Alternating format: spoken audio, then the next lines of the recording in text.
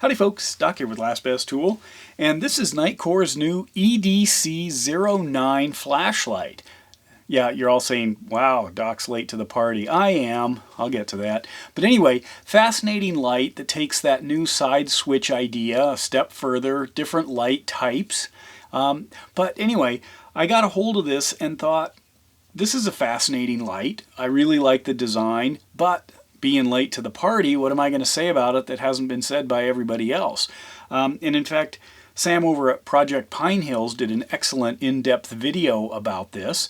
Learned a lot from that, but I contacted him and said, hey, is there anything you would add if you were doing your video again? And he said he wished he had shown some maybe beam shots of wiring harnesses to show what the different colors of light do to the different colors of wire, which is part of the reason why you have those different colors here, different types of light. And I thought, great, I can do that. That's a good starting place. But first of all, what do we have? You've got a good EDC light. It has an 1100 milliamp battery, max runtime's 250 hours on the lowest setting. It has a battery indicator here, a side switch, and a mode button.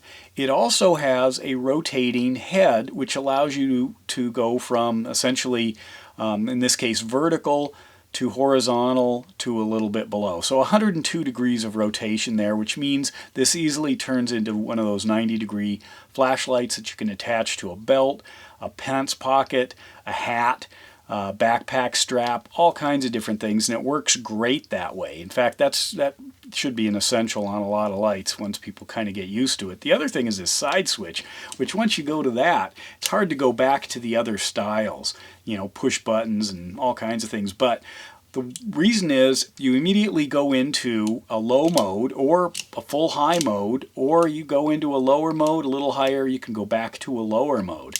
Now, the one idiosyncrasy with this light is it does have a mode button right here, which works great for cycling through the color temperatures. But in order to get to the lowest little 1 lumen, you have to hold that in and then flick it to the first setting. So this is the difference here. I will go ahead and hold it in. I can do it one-handed. There is the 1 lumen light. Now I'm not going to hold the mode button in, and I'm going to do it again, and this jumps into a much higher one depending on what your color setting is. Now the color settings top out at neutral white is 1450 lumens, cool white is 1600 lumens, and the warm light is a little over 1000 lumens, about 1050. So 1600 is the maximum. That's what you'd read about as far as the most you could see. Now, like other Nitecore lights, you know, it's in this black kind of bar shape. It's got a little bit of hefty texture here, almost side jimping, but it doesn't have the OLED displays that the 23 and the 27 had. So it's a little bit simpler. It's in line with the EDC, this one here, the EDC17, which was really the one that kind of pioneered this for Nitecore, this switch here. And you can feel it is a little bit more refined. They're working on stuff. Clip, it's double-sided.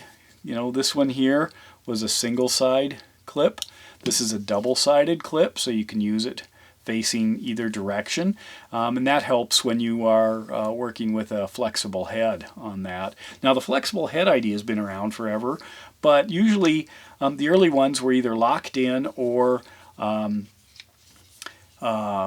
they were limited to 90 degrees. This one goes 102, as you can see there, compared to the Arc Flex, which I don't know if that's still made. I've got a couple of them here. It's a good, solid, fun light. Maybe Olight will bring that back or work it into another design. Obviously, that could be a point of failure. You know, you've got a hinge mechanism, but in all honesty, with the rate that flashlights change, it would be really nice if they put all their effort into one design.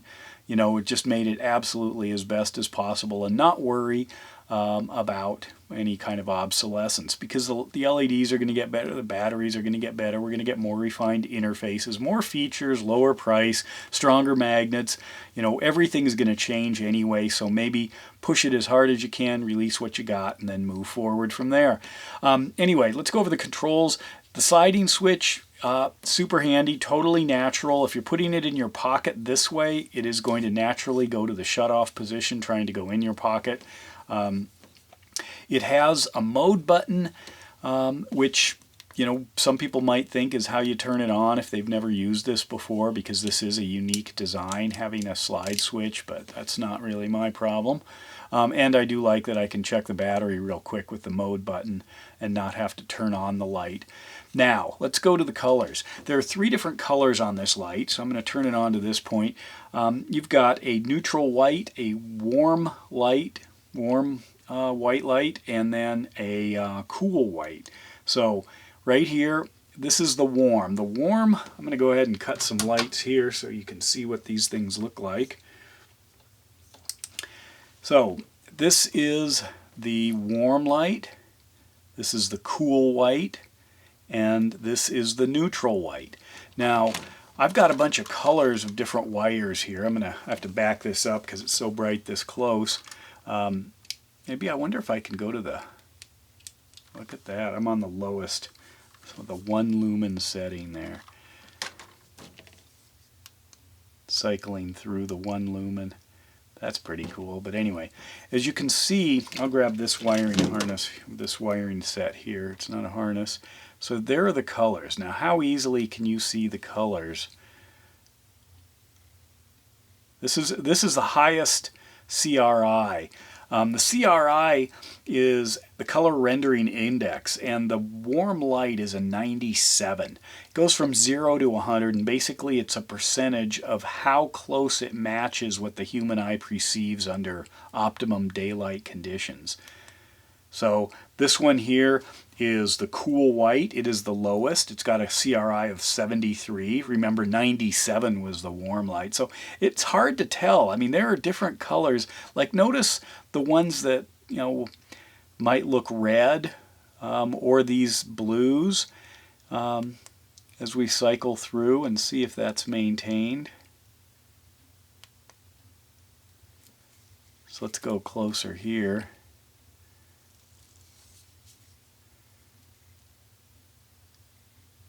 You can see those colors. What about these? These are a little bit faded. They've been outside, and you can see I've got colors upon colors. So you can easily tell if I say, to defuse the bomb, you need to cut the red. It's like, which one of these is red? None of them are red. Are you sure? What about this mess? Here's an old LED ballast, or a ballast.